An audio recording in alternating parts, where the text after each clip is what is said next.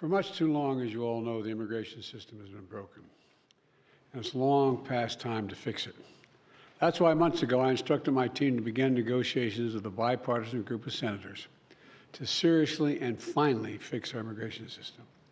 For months now, that's what they've done, working round the clock through the holidays, over the weekends. It's been an extraordinary effort by Senators Langford, Murphy, and Sinema. The result of all this hard work is a bipartisan agreement that represents the most fair, humane reforms in our immigration system in a long time, and the toughest set of reforms to secure the border ever. Now, all indications are this bill won't even move forward to the Senate floor. Why? A simple reason: Donald Trump. Because Donald Trump thinks it's bad for him politically. Therefore, he doesn't, even though it helps the country, he's not for it. He'd rather weaponize this issue than actually solve it. So for the last 24 hours, he's done nothing, I'm told, but reach out to Republicans in the House and the Senate and threaten them and try to intimidate them to vote against this proposal. And it looks like they're caving. Frankly, they owe it to the American people to show some spine and do what they know to be right. So I want to tell the American people what's in this bill and why everyone, from the Wall Street Journal to the Border Patrol to the Chamber of Commerce, the United States Chamber of Commerce, support this bill. Because it's going to make the country safer, make the border more secure, treat people more humanely and fairly, and make legal immigration more efficient and consistent with the values of our nation and our international treaty obligations. It would finally provide the funding that I've repeatedly requested, most recently in October, to actually secure the border. That includes an additional 1,500 border agents and officers to secure the border, to physically secure it. In addition, 100 cutting-edge machines to detect and stop fentanyl at the southwest border. We have that capacity. An additional 100 additional immigration judges to help reduce the year-long asylum backlog. You show up for asylum, and the judge is supposed to talk to you. It takes a year to get that discussion going. This bill would also establish new, efficient, and fair process for the government to consider an asylum claim for those arriving at the border. Today, the process can take 5 to 7 years, as you all know. They show up at the border, get a bracelet, told to come back when called, 5 to 7 years from now, in country. That's too long, and it's not rational. With the new policies in this bill and the additional of 4,300 more asylum officers who spend hours, I might add, with each immigrant to consider their claims, whether they qualify, we'll be able to reduce that process to 6 months, not 5 to 7 years. This bipartisan bill will also expedite work permits so those who are here and who qualify can begin work more quickly. That's something that our governors, our mayors, and our business leaders have been asking me for and asking them for. All across the country, they've been asking for this. It'll also create more opportunities for families to come together for business, to hire additional workers. And for the first time in 30 years,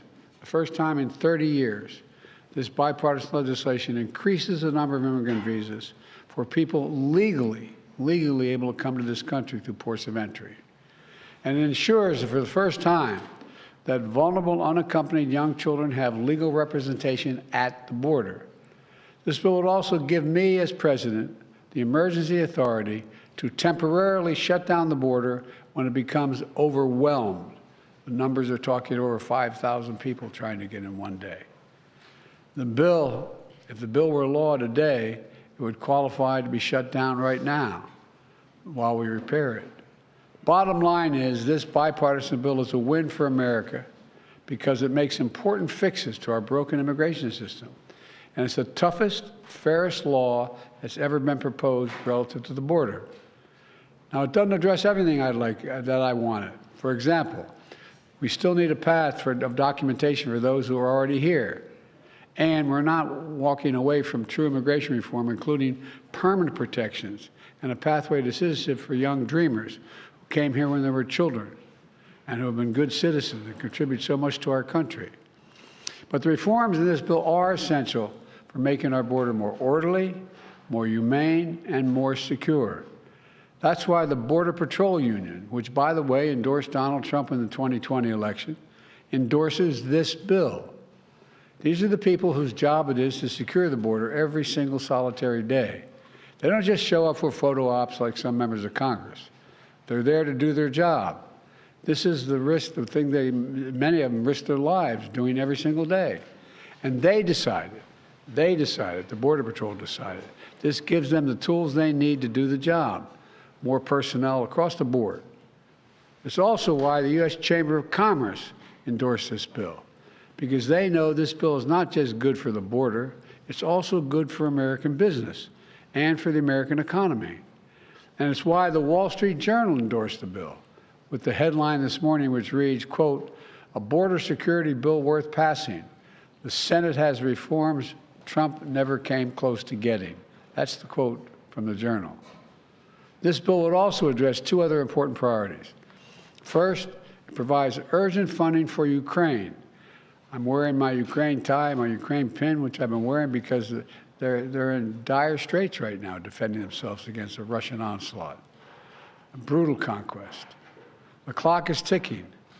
Every week, every month that passes without new aid to Ukraine means fewer artillery shells, fewer air defense systems, fewer tools for Ukraine to defend itself against this Russian onslaught, just what Putin wants.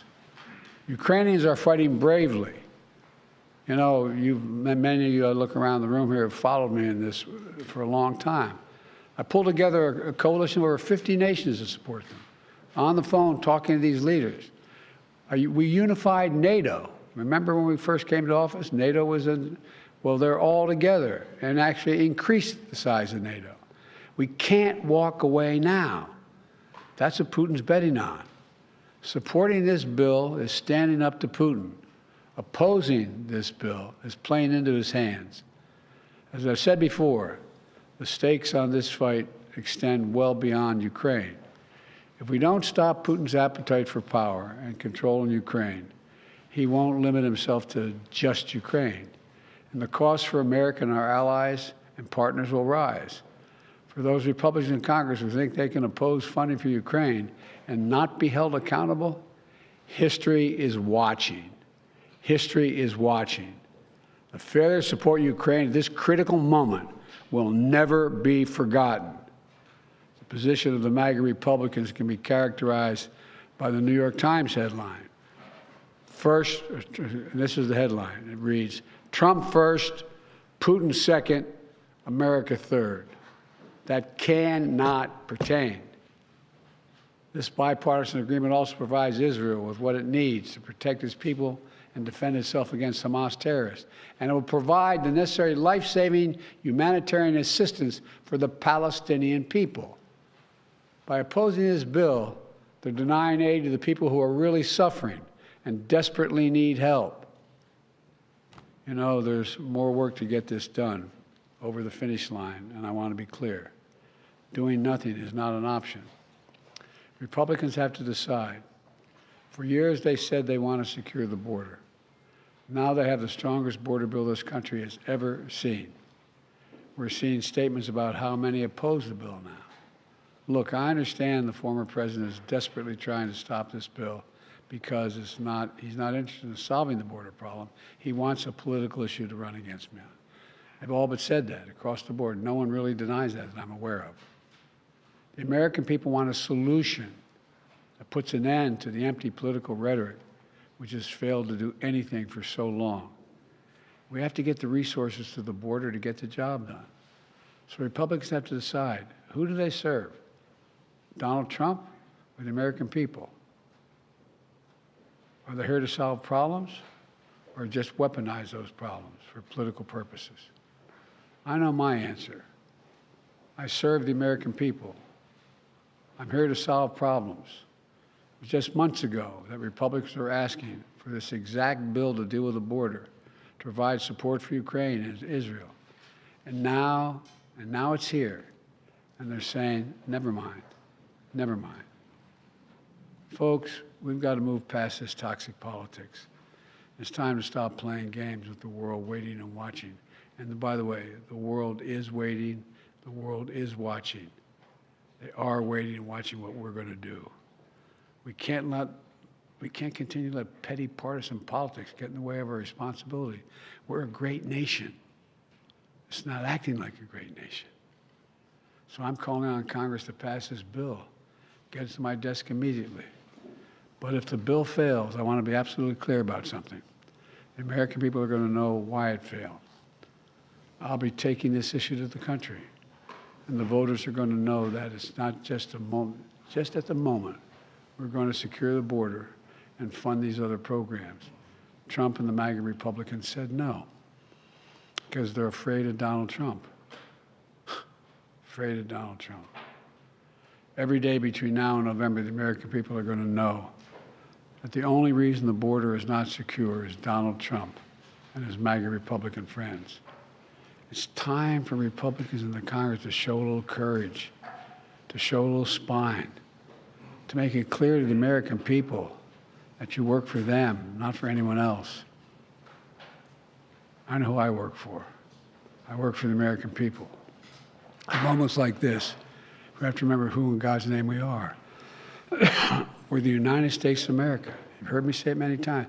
There's nothing beyond our capacity if we do it together. We're right on the verge of doing it together. I hope and pray they find reason to reconsider blowing this up. May God bless you all. May God protect our troops. Folks, you're going to ask me questions. Hang on a second. I'm going to be back on Thursday. I don't want to prejudice what may be going on in negotiations now. So I'm not going to be answering any questions of this. I'll be back Thursday to stand here with you and answer all the questions you want about this issue. Thank you. What needs to get done for the hostage deal to get resolved, sir?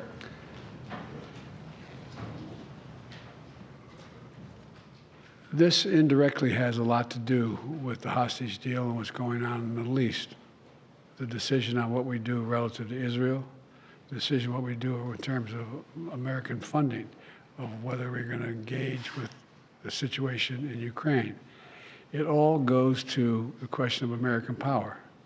It all goes to, does America keep its word? Does America move forward?